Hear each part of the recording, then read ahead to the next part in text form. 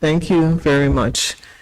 And so, as we start off, let me first apologize for the absence of some of our ministers. The Honorable Kyle Hodge and the Honorable Cardell Richardson are currently overseas, and the Honorable Jason Bryan and Honorable Jose Vanterpool are currently attending other functions. And so, I want to start off by extending our deepest and heartfelt condolences to those family, friends, and loved ones who have lost someone in recent times. And in particular, Mrs. Linda Bryan, who would have been the sister of the Honorable Mr. Evan McNeil Rogers. We found out of her untimely passing yesterday afternoon. We also want to extend condolences to Miss Angelica Duncan. In fact, her funeral was held this morning, and the three of us were in attendance. And we also extend our condolences to her family as well. On Saturday, 4th of October, 2025, the Honorable Shelia Rogers Webster and I would have attended the funeral of Mr. Javon Sasso. Many persons would be familiar with Mr. Sasso. Not only was he well known in St. Thomas, U.S. Virgin Islands, the entire U.S. Virgin Islands, the Caribbean, and certainly Anguilla. In fact, Mr. Sasso would have performed here in Anguilla at a number of our Anguilla Summer Festivals, and most recently at our last Anguilla Summer Festival just some months ago. And so it was a surprise for us to have learned of his untimely passing. We would have traveled to St. Thomas on Saturday to be able to deliver, not only to join with the family in celebrating his life, but also to deliver a plaque recognizing his hard work and effort and contributions to Anguilla Summer Festival and Anguilla as a whole. So we also extend condolences to the Sasso family who are here in Anguilla. And for all those persons who we may not be familiar with, who their family members who have passed on, we extend our condolences to all those persons as well. I'll start off in discussions relating to my ministry. As it relates to the budget, many of you would know that typically budget debate takes place in December of every year. And so we have been, for the last few weeks, in the midst of our budget discussions with our department heads, with the Ministry of Finance, and later this week we will be taking our new spend in the budget to Executive Council. In terms of the constitutional reform, we would have, since the last Executive Council that we had, or the last press conference that we had, we would have formed the Constitutional Committee. That committee is now charged with moving forward with looking at all of the various draft constitutions that Anguilla has prepared over the years. Many of you may also know that many of the overseas territories are now embarking on new constitutional discussions with a view to constitutional reform in their overseas territories. And so we want to ensure that Anguilla, and we currently have the oldest constitution of all of the overseas territories, that as we embark on these discussions and negotiations with the UK, it represents where we want to be as a people, greater self-internal government. I'll ask the Honorable Mr. Evan McNeil Rogers to give us an update in terms of what's happening in the Ministry of Health. Thank you very much.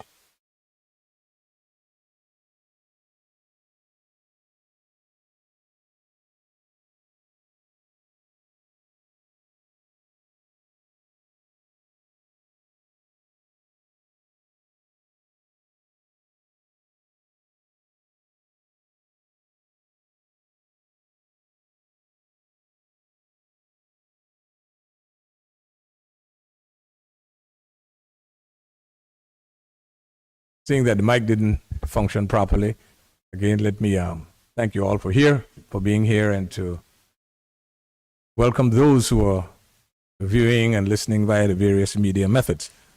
I would have said that in terms of moving forward with healthcare, it's been a pretty tough time, but tough time requires tough people and requires folks who are going to stay the course, so to speak. And there is where your humble servant comes into play. Last week, we would have made a trip to the Dominican Republic, myself and Brother Malcolm Webster, who is the facilities manager and the acting commissioner of health.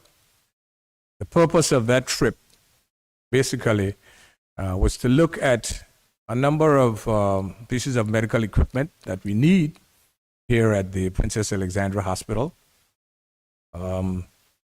General Electric, Siemens, and Philips. They are the three largest companies worldwide, manufacturers of medical equipment. I would have said probably on this, through this medium before, that we are looking at purchasing mammography equipment. We are looking at upgrading the ultrasound machines that we have there. We're looking at a C-arm. We're looking at a number of bits and pieces of diagnostic equipment that will assist the physicians in early detection and diagnosis so that our people can be treated much earlier in their plight. I have been to the DR on a number of occasions, but this is the first time that I've been exposed to the level of health care that is available in the DR. And I must put out here, for purposes of information, that we would have visited two particular sites where GE, all of the medical equipment is GE medical equipment. I'm not very good at English, and I'm horrible at Spanish. So I know that one of the institutions that we visited is called Medico Express. And then we visited another hospital, again, privately owned hospital. I can give you the spelling of the hospital, but I dare not to pronounce it. That being said, the level and quality of healthcare, both of those institutions, really and truly almost unbelievable, so to speak. I believe that there is a notion when one looks at or hear about the DR, they think about it for other purposes, so to speak. And I have been privileged to have visited medical facilities in Colombia, in Panama, in Cayman Islands, in Trinidad, and all the other places, and so on and so forth. But they're up there in terms of their training, in terms of the specialties that are available. Now, one may say the close proximity, why not, venture there before we went further afield? And that is a valid question. But if you don't know, you don't know. And for those who may think that we would have gone to the DR for other purposes, I would invite them to visit the DR. It's public knowledge. I can give them the contacts of the folks down there who we would have interacted with. Like as I said, the purpose of that trip was to have a look at and see what the specifications, the capabilities are with respect to the various bits and pieces of equipment. And that project is not completed because next week, both Malcolm and I will be going up to Orlando and to Miami to look at similar bits and pieces of equipment from Philips as well as Siemens.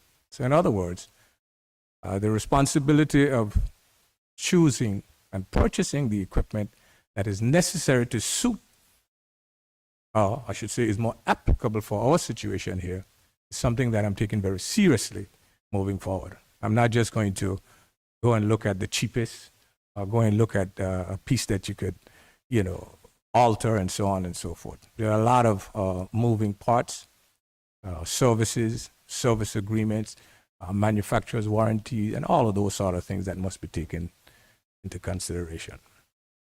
So that's a project that is ongoing, and that was the reason for our visit to the DR. And to say publicly that that visit was co-shared, so to speak, because GE sponsored the tickets and some other things pertaining to the visit.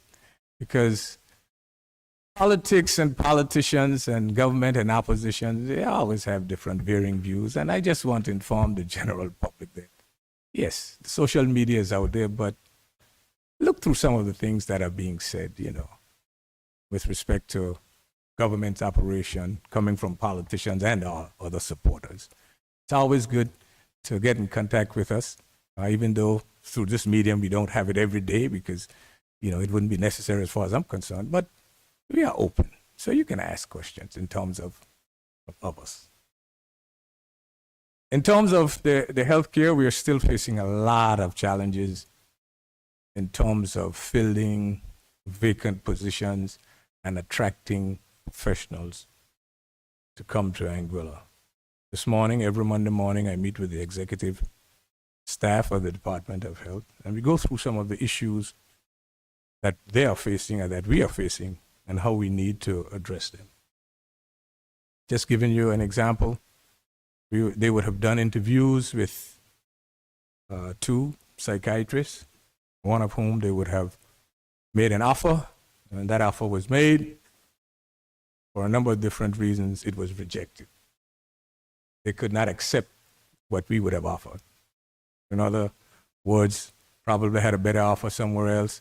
They're looking at their own finances, so to speak, or compensation, and would have turned it down.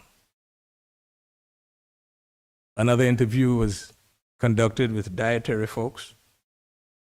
An offer letter was made, and that too was turned down. Again, similar circumstances.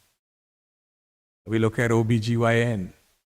Again, similar circumstances. So within the region that we were looking, and we're having these sort of results, we decided that we'll have to go further afield to be able to attract some of these professionals. And hopefully, with the public sector reform and salary adjustments, we'll be able to attract and retain some of these professionals that are absolutely critical if we are to improve the quality of healthcare services we need. Another critical aspect in terms of staffing, right now, at the clinical lab at the Princess Alexandra Hospital, it had to be closed today to the general public. Again, because of staffing issues. And the medical technologists, they are human. They get sick as well. And some of them are hospitalized as well. So critical again. And we have to get away from this notion. We're having, if you required 1 or 2 medical technologists, for example, there is need for a third one because one of those or all of those at some point in time, will have issues. And then when you're looking at services from healthcare that a 24-hour coverage is necessary, it is all the more important that we have coverage because at the end of the day, there are burnouts, folks get sick as well because they're human beings and we'll have to deal with them as well. So salaries, human resources, getting the vacant positions filled, very challenging at this particular point in time, but we have hopes and we are moving forward to try and see if we could fill quite a number of those positions that are there and vacant.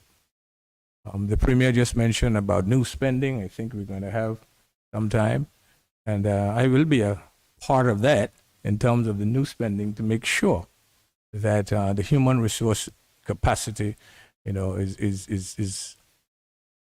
is met in terms of the professionals and so on and so forth. And I'm not belittling any profession, but at the end of the day, our healthcare is essential, like every other essential service. And the professionals that are involved are very marketable, so to speak. And it's not only in Anguilla, but throughout the region and throughout the world, you find healthcare professionals move, around for various reasons, so to speak. In the United States, you'll have every nation is there doing healthcare professionals. In the Caribbean, you would find in Anguilla, you'll have Filipinos, you'll have Spanish folks, you'll have folks from our sister islands, and so on and so forth, and every single one of the islands going forward. Again, Um, hmm, having public administration being responsible for human resources, I would have said it on a number of occasions, that in itself, through government, really and truly does not augur well for filling posts within the healthcare industry, and a number of what they call checks and balances and so on, really and truly is not applicable when you need things done in an urgent and efficient manner, you know. But that is something that we have to deal with. We are legislators, so I'm not finding an excuse, but it's just a matter of time that we will address most of those issues that confront us going forward. Again, you would have heard on a number of occasions here, I would have said it here and other media. Procurement issues are there. We have to address it. We are looking at putting together a second theater, making it operational over at Princess Alexandra Hospital for orthopedics and ophthalmology services, and it can be used for general as well. That in itself is going through the procurement process now, and I would hope that they would look at it and make sure that it's not going through the cobwebs of the government procurement service, and they would look at it in terms of healthcare. The neonatal intensive care unit, there's bits and pieces of equipment that has been going around, you know, to and fro. I guess the left hand seem not to know what the right hand is doing, but we'll have to sort that out. We're not looking at any excuses. I'm not blaming anyone because we are the legislators. So we'll have to get that sorted out and get it, you know, in place so that it can work for the healthcare services, which we all need to see some vast improvements in as we go on. In a nutshell, that is what it is for me. I must also thank the folks who are in the employees of the Department of Health Services for their hard work and their patience, I should say, in terms of addressing these issues. I must also say kudos as well to a number of nurses that were brought on board, and rightfully so through public administration, thanks to them. They were brought on board, and a number of other healthcare professionals who would have come on board recently in order to be able to help us to alleviate some of the conditions that were taking place over there. And before I forget, there is also a work being done in terms of whether you will describe it as the restoration of grades or restoration of salaries, so to speak, because you all would have heard me said from this same position here that injustice that was done to the employees of the Department of Health Services as it relates to the 2008-2009 restoration of salaries for the civil servants. That we are working on to try and address it. And during this week, I intend to sit with the folks from the Department of Health Services to see where they are in terms of that. I know Clarissa, I believe is the name, who was the person working on it from the healthcare. She was out for a week sick again, and the accountant general, I believe, and there were one or two other individuals that were working on that so that we'll be able to get that done and taken care of quickly, because we've been doing it for quite some time. I am aware that there are some challenges, but wherever there are challenges, there are opportunities. And we cannot take the challenges and sort of erode them or put them under the rug.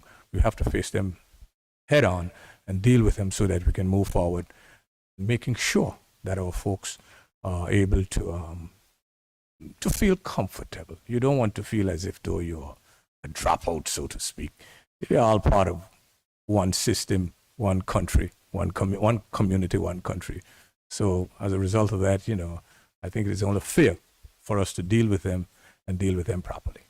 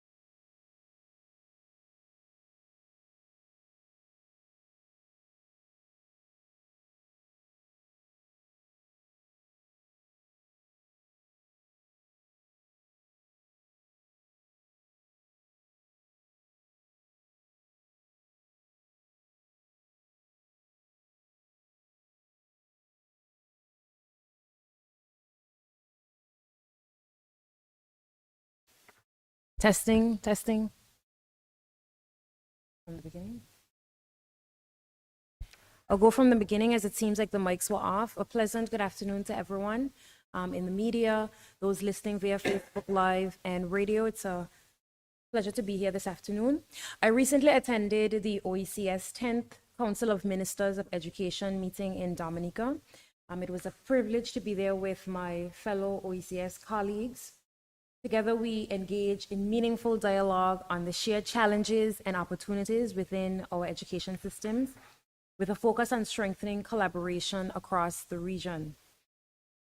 As a new minister, it's critically important for me to be able to have these engagements and make and build meaningful relationships with a number of my regional counterparts. We were able to have quite a number of formal discussions, but even more valuable were the informal side meetings that we were able to have with a number of different territories that have more resources than us, but have faced a number of the challenges that we face and have been able to come up with creative ways to address them.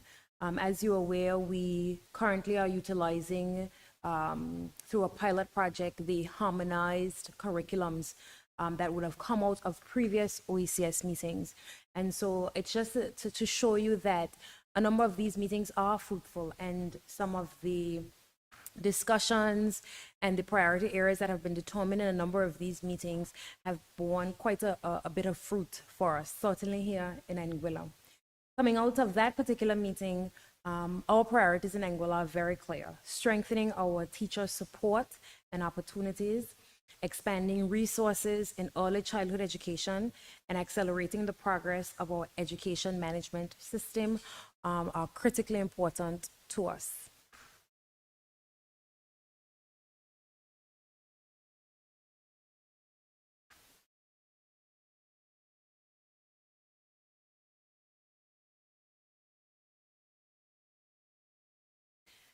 Testing, testing.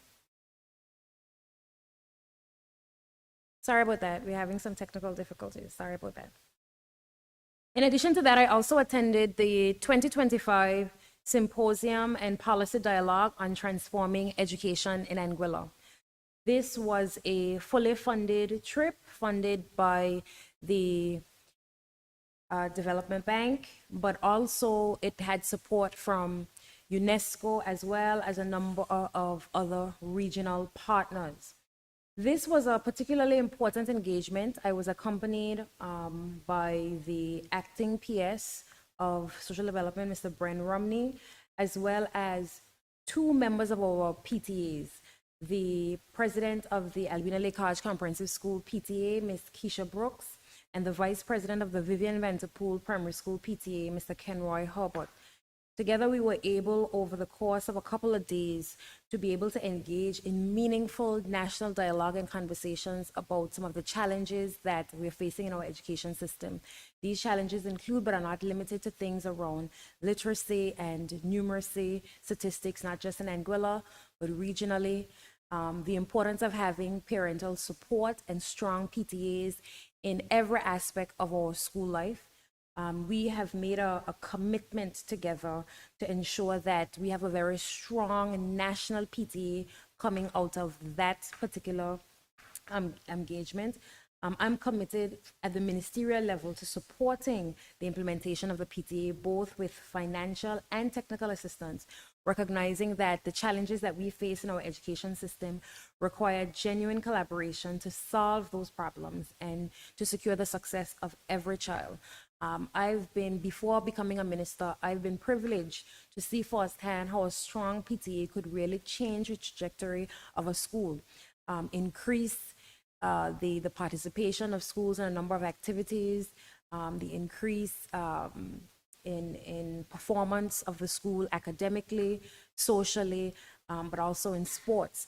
And so I think it's very important that we ensure that we support strong PTAs in every single school, but outside of the PTAs in the schools, we need to have a national PTA in place. At that conference, we were able to elect a Caribbean Council PTA, essentially, And so that was a success that came out of that, and that will be able to provide support to our national PTA in terms of training. We're looking forward to bringing down additional support and doing that. So we want to really thank the CDB for the investment in that. It was critically important for them to be able to facilitate these sort of dialogues and discussions. So what you had was a marrying of the ministerial level with parental level and support, but also teachers. So it was a really very open and frank environment where, you know, we had a lot of hard conversations about some of the relationships. We talked about some of the challenges that PTAs are facing in their general local jurisdictions. There's the feeling that sometimes PTAs are not welcome by the local schools or the teachers, or they feel that there isn't really a genuine collaborative relationship. So, you know, it's incumbent upon all of us who are involved as stakeholders in the education system to make sure that each of us have a respectful seat at the table, because we all want the same thing, and that's success in education in Anguilla. And I think this is a great place for us to start. So we're looking at having a general meeting early in November to be able to bring all of the PTAs from across the island together, for the two members who represented the PTAs to be able to give them formal feedback and reports on what would have what happened, what was undertaken, and then look at plans moving forward, but also to ensure that we're able to elect a national PTA in short order. As I indicated, through my grants and contributions budget at the ministry level, I will be offering a grant to the national PTA to be able to help them get started in the 2026 budget. We would have talked very strongly generally about the budgetary process. I'm very happy that we were able to successfully get through our budgetary process, and in short order, we will be starting the process of discussing and debating the budget very early, in record time this year compared to other years. I want to thank the Premier and her team for being able to progress that so very quickly. We would have had some very long and hard decisions as a team in terms of our priority areas, all of us ensuring that we adequately give the support and finances necessary to all of the core and key areas. And I will say that health and education certainly came out on top through that budgetary process, and we hope to have that officially confirmed in short order. But those contributions to those areas are a direct reflection of the importance that this administration is putting on the development of our people and their health and education generally. So I'm very proud to be able to take that to the House of Assembly very, very soon, to be able to debate that budgetary process. I'm also anxious to progress the legislation in relation to the Anguilla Festivals Commission. I would have recently submitted my adjustments to the Festivals Commission legislation that I would like to see in place. I'm now at the mercy of the AG's chambers to be able to make the necessary adjustments to that legislation. Once they have done that, it will come to the House of Assembly immediately for passing. There's already some money, a small amount of money secured in the 2025 budget for the Festivals Commission, but we've also secured a complete amount of money in the 2026 budget to be able to have that commission fully operational. Thank you very much. Sorry, I also want to congratulate the Department of Youth and Culture and the Anguilla National Youth Council on an excellent staging of Youth Week. I thought they did an exceptional job in the execution of their activities. I was able to follow online a number of the different activities. I was able to attend one of the activities over the weekend as well, quite successful. So I want to thank them for their contributions, and also to thank our ministerial assistant, Mr. Jason Bryan, who was extremely supportive during this period of time that I was out in relation to Youth Week. So I want to thank him for all of the support that he gave to the team, and thank the entire team at the Department of Youth and Culture for their hard work, particularly the Youth Division. Thank you. Thank you. Just a couple of additional comments before I open it up to questions on the floor. The minister would have made mention of legislation that we're currently awaiting. Many persons will have noticed that we have not held a House of Assembly sitting in a little while. And the reason for that is obviously the House of Assembly is where laws are passed in the House. And so we are all aware of the difficulties in terms of being shorthanded in the Attorney General's chambers. And so we are waiting and we're keen to receive the pieces of legislation that we're waiting for to take before the House. Of concern would be the Festivals Commission, where I say these are the primary pieces of legislation that I can think of for this press conference that we want to move through very quickly. Festivals Commission Act, there's a marina legislation, as we know, that we have our first marina being developed on the western part of the island, and we require legislation in order for that to be, for them to be able to move forward with certain aspect of their project. And there's a Bulk Petroleum Amendment Act. We would have seen that in the 2025 budget, the previous administration would have reduced, after having increased the bulk petroleum levy, we have reduced it back down. And we do require legislation to be brought before the House to be able to implement that. There are many other pieces of legislation that are relatively urgent from each of the ministries, but we are aware and we're working along with the Attorney General's chambers because we understand the difficulties that are being faced, but it also impacts the legislation. And so we will continue to work with them as much as possible so that we can move forward. In terms of conferences, the minister have also made mention of the importance of attending conferences. Many persons may not be aware, but the majority of these conferences are actually funded by the organizations who are hosting these conferences. It is important, particularly when you have new ministers and new portfolios, that our ministers are able to travel, to interact with their colleagues, their counterparts in other jurisdictions, to be able to assess what is happening, where we want to go as a country. And it is unnecessary to reinvent the wheel where we see that where we want to go and where we want to progress our country has been done in other countries as well. And so it is important that we have a collaborative effort across various jurisdictions. And so because of that, we continue to encourage our ministers to seek learning, to be able to apply the learning when they return here to Anguilla. And so in that vein, when our ministers, and I forgot to mention the Honorable Cardigan Connell, who is currently attending a conference as well, will be due back, I believe, tomorrow. And so those persons will be attending the next press conference and will give a briefing in terms of what they have been able to identify, collaborate, and move forward with upon return from those conferences. At this point, I'd like to open the floor for questioning. Sorry, can I mention one thing I forgot? On one occasion, Mr. Brooks, you have asked about the ANGLEC check, and so I'm happy to report that on the 17th of September, the government of Angola will have received the dividend check from ANGLEC. We have collected it, and the check amount is EC $1,390,045.60.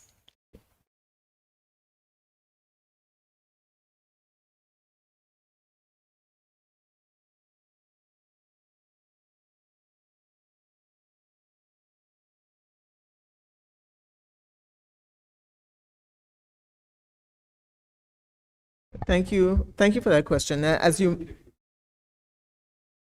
question that was asked was in relation to the progress of the payment for ABC as a result of the court case that took place where the decision came down last year. And I want to thank you. Are you hearing? Okay.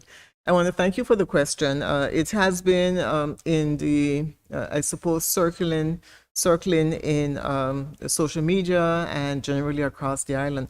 As many persons may know, the ABC case, however, arose out of the decision by the previous administration not to grant the 9% that would have been given, passed on to consumers after the implementation of the GST in 2022. The ABC claim was essentially the request by ABC to be reimbursed that 9% on top of the 13% the superinflation that would have taken place in the cost. And as a result of that, they would have filed a suit in the High Court. The decision came down last year, where a portion of it would have required the parties to go back, the government of Anguilla and ABC, and identify the amount of costs as a result of that amount, the IGT, the interim goods tax, that ought to have been, where ABC ought to have been allowed to reclaim that amount.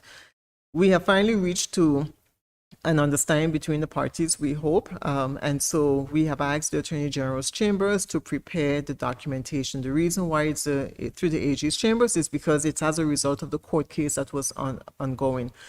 This administration has no appetite for continuing litigation, particularly where there's no need to continue it, where the parties can come to some sort of resolution. And so that is our intent. And the ABC case is just one of those cases where we intend to bring some sort of finality to these matters that are outstanding. So once the matter has been the documents have been prepared, they will go to the ABC in terms of them being able to agree. It will be by way of a consent or a consent agreement. And so once that's done, then I will advise the public.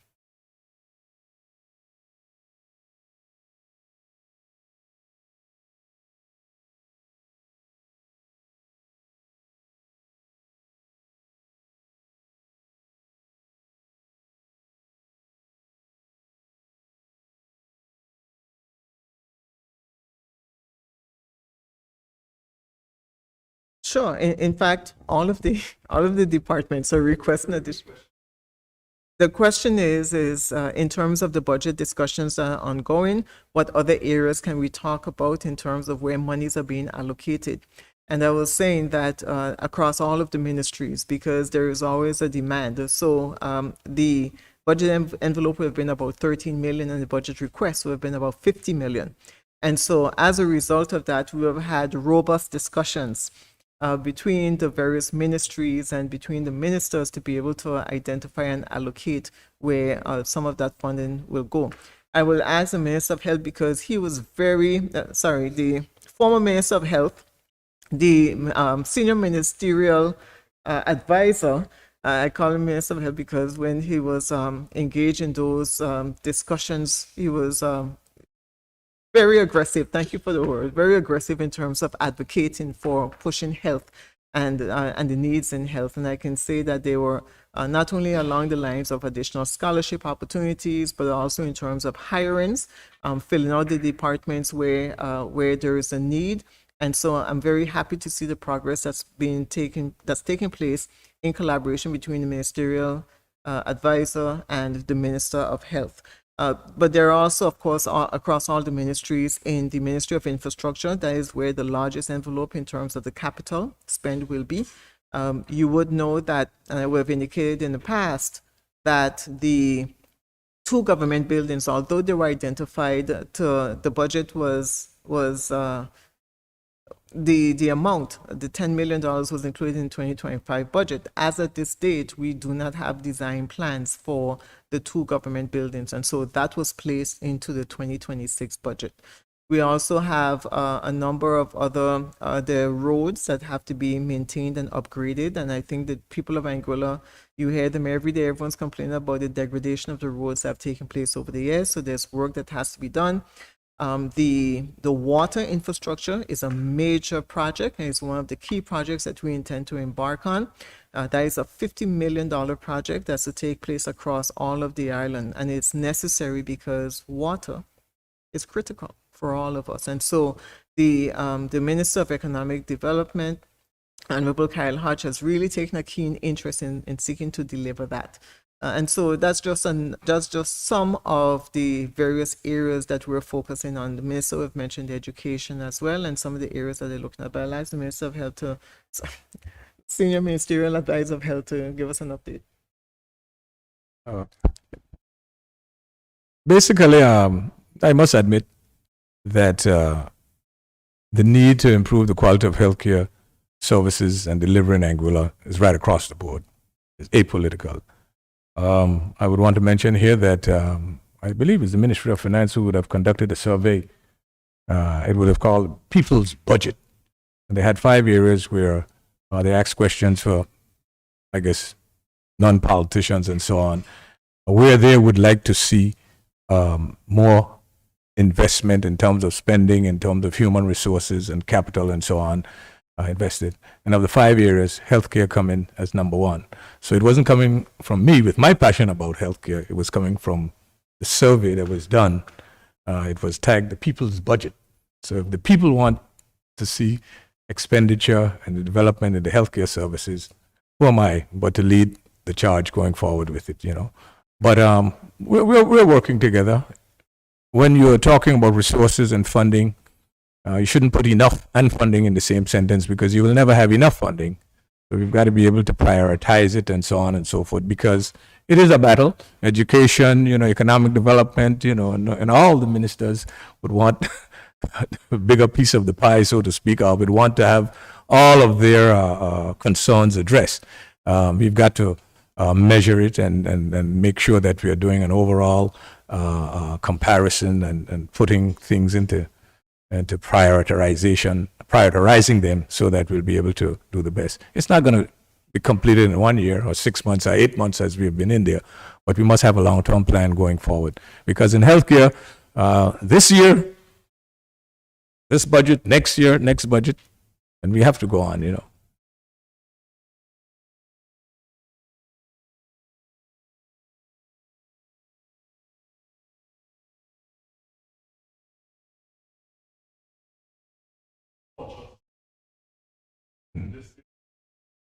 Yeah, well, the question was in terms of the my visit to the DR, looking at equipment and so on. How soon would we expect to have those bits and pieces of equipment purchased and be on the ground here?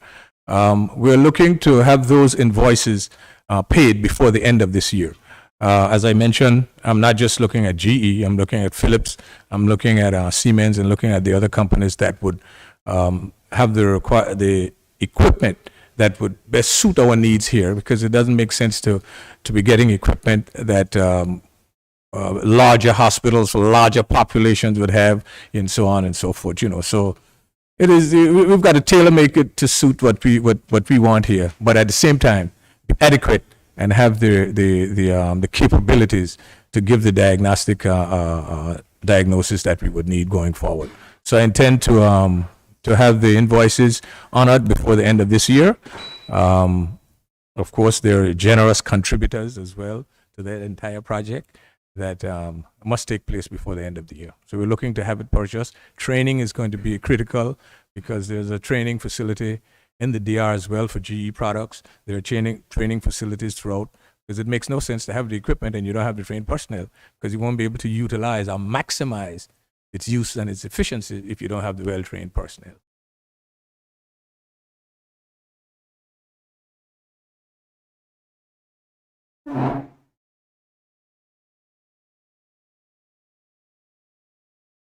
So the members of the Constitutional Committee, I believe that there is a Executive Council memo that will have been circulated. Pull it up for you, but the chair would be Mrs. Reed. Deputy chair would be Chanel Petty Barrett. But you would probably be aware that Mr. Reed and Mrs. Petty Barrett would have been members of the committee 2015, 2020. Well, Mr. Reed and Mrs. Petty Barrett would have been the my permanent secretary at the time, and so she would have been quite familiar. And so those would be the chair and deputy chair, and I can find the exco member. So in the here it is. Mr. Shane Hodge, Mr. Carlisle Rogers, Thomas Connor, Ms. Shamika Hodge, who's a representative, Mr. Berhane Brooks, who's a youth ambassador and teacher at Lake Hodge Comprehensive School, Ms. Taisha Emmanuel as a youth leader, and Pastor Dwayne Adams representing the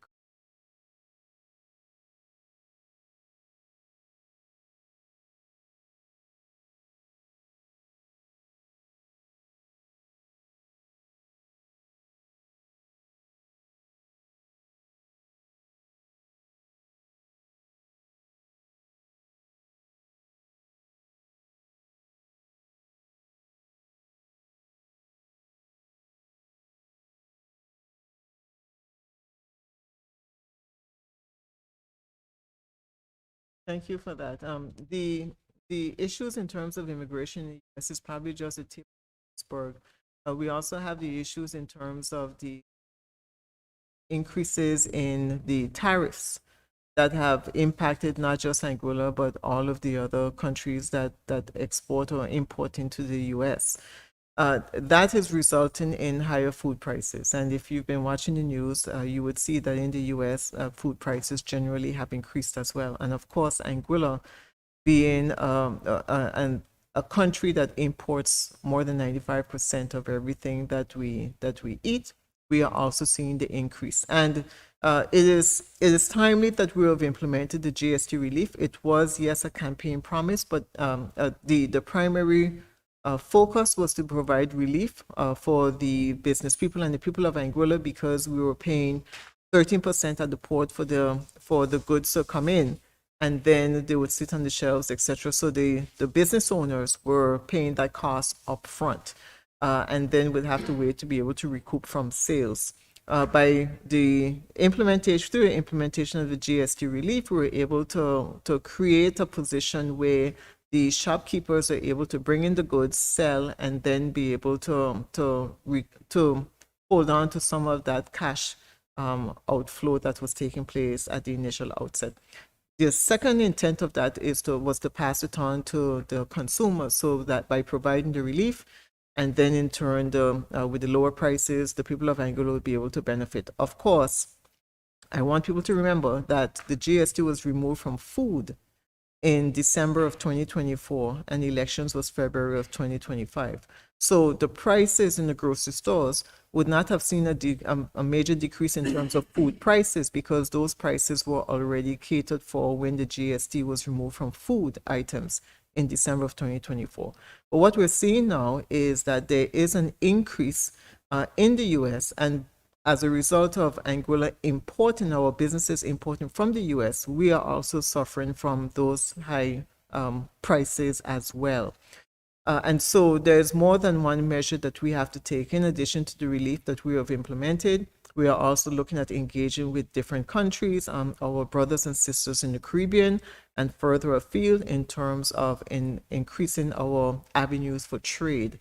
And so, for instance, we'll be shortly looking at visits to places like the Dominican Republic and Brazil, Panama, even engaging in trade talks with the UK, with some EU countries, etc., and looking at shipping routes so that we can find alternate ways in which we can bring relief of food here into Anguilla at a lower cost than we're currently experiencing coming out of the US.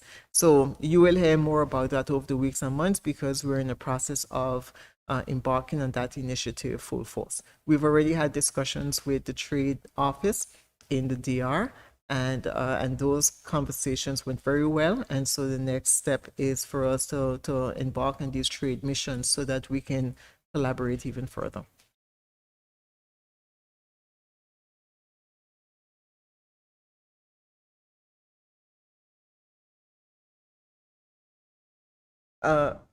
Yes, yes, yes. Oh, no, sorry. Yes, yes, yes. Right. It's something that we've spoken about. Again, it is something that has to be the drafting instructions has to go to the Attorney General's chambers. We want to be able to do that. It's something that we've committed to doing, and in fact, it's something that should be done, because we believe that any pension fund, for it to be sustained, or for it to be sustainable, should include some aspect of contributions.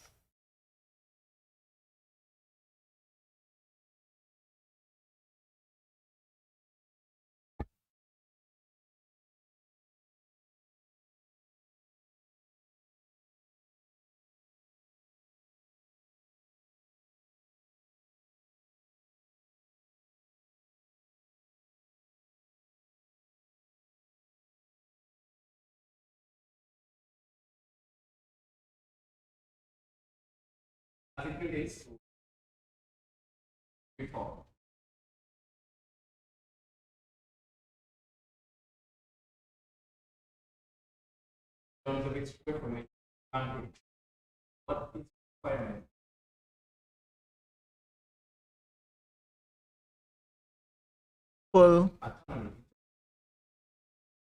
Sure. So the gold standard that every overseas territory has been striving for is what currently exists in Bermuda.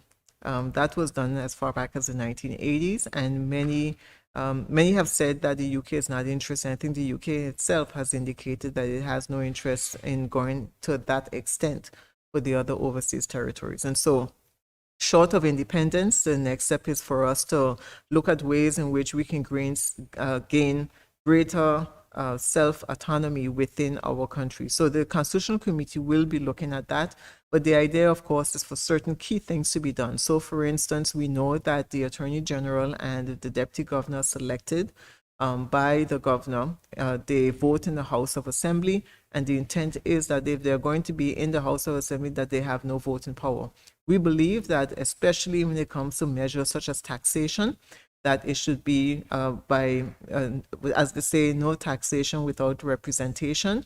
And so major tax bills, etc., should be voted on by the people who were elected and not people who were selected to sit in the House of Assembly. It's something that we've been very open about and very vocal about. And so that's one of the key things that we intend to do. The other thing as well is a discussion in terms of the role of the governor in executive council. That is something that a number of overseas territories have been looking at as well. The governor currently sits as chair of executive council. And so the committee will be charged in looking at all of these things in addition to the many other issues that impact us here in Anguilla.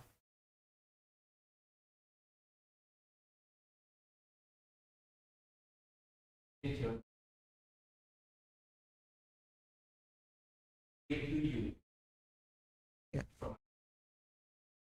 From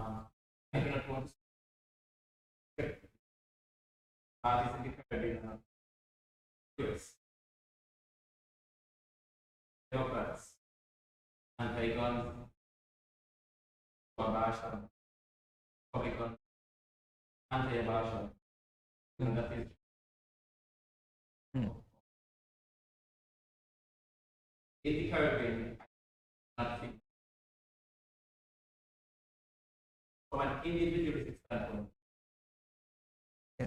So thank you for that question. So let me first say that as leader of a party, I represent the party as well. And so while I may have my individual views, at the end of the day, I, Cora Richardson Hart, will not and shall not take the country towards independence without the full support of not only the other members of the party, but also the people of Anguilla.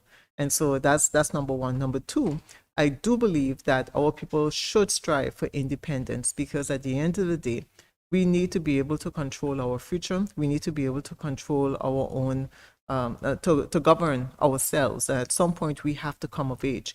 And the question is are our people ready at this point in time? That's a question that needs to be asked. Do we have things in place as an administration, as a government, or as a whole? Have we educated our people? Do we have financial stability? Are we prepared to control our own security forces, or govern our own borders, etc.? All of these things we need to make sure that we put in place. And so it's not a matter of if; it's more a matter as to when.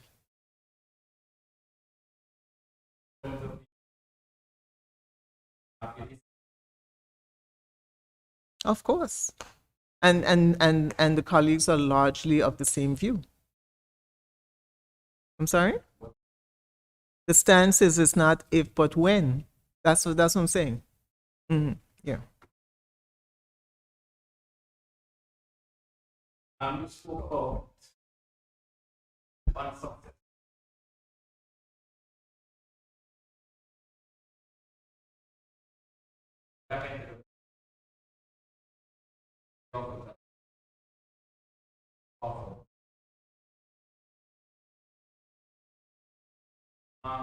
Having reached back out to them after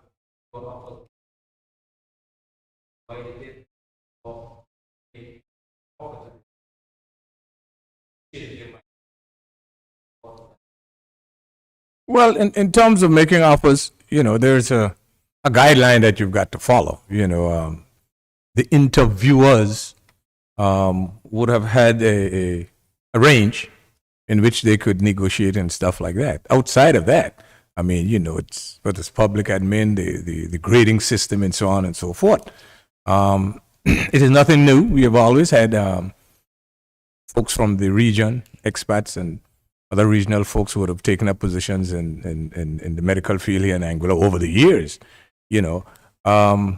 Again, some people think, well, in Anguilla, if you see, if I'm working in an OECS country, I'm doing as a surgeon, and I'm making $5 there, and I'm making 10 here, I'm making more money here. But then when you look at all of the other parameters that must be taking place, it must be taken into consideration, housing, the cost of living, and so on and so forth, then does it make sense? Those are the things that happen. And it's not unique to Anguilla alone, but we have to be competitive in terms of going forward. As I mentioned, there is a public sector reform that is taking place and should sometime next year would address salaries and positions and so on and so forth. And I'm hoping, that taking into consideration all the parameters that you have to deal with here in Anguilla, that there'll be some movement upwards, to be able to attract, not only to attract, but to retain some of those professionals that we would need here.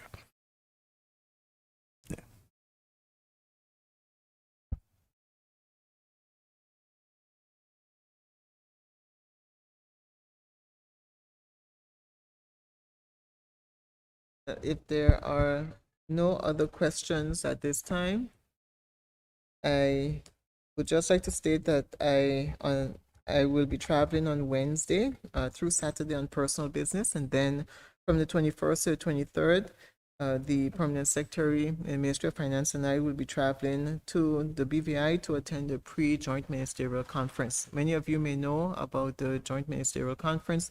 It's held in the UK annually, and it's an opportunity for all of the overseas territories and their leaders to meet with the UK officials, the UK Minister of the Overseas Territory, and member officials from the Foreign and Commonwealth Development Office, to be able to put forward our plans and our positions in terms of our various portfolios and where we see our countries going in the future. So,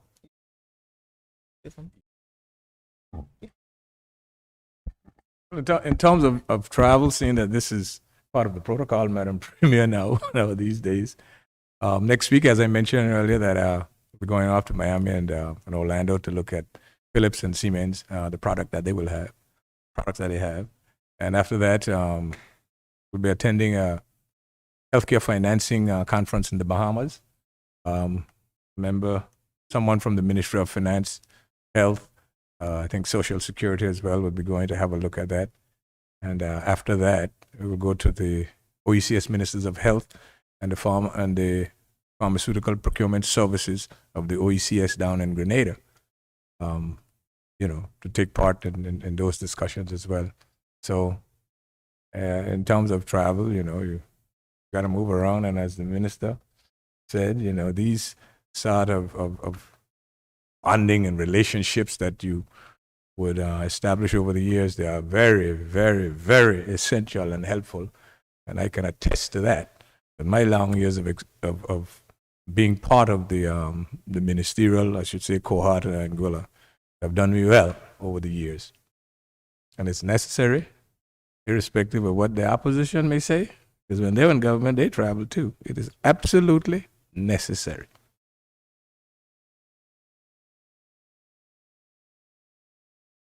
Thank you, Mr. Rogers. Not just that they travel too, but they travel to these same ministerial council meetings. You see the pictures from the previous years. So it's very disingenuous that they continue to repeat this as though this is new travel that has not been undertaken. It is critically important for Anguilla to continue to have representation, irrespective of which administration is elected to public office. Thank you. thank you. And with that being said, we want to thank you, those of us who are here with us in person, and those of you who have joined us via social media. Thank you and have a good afternoon.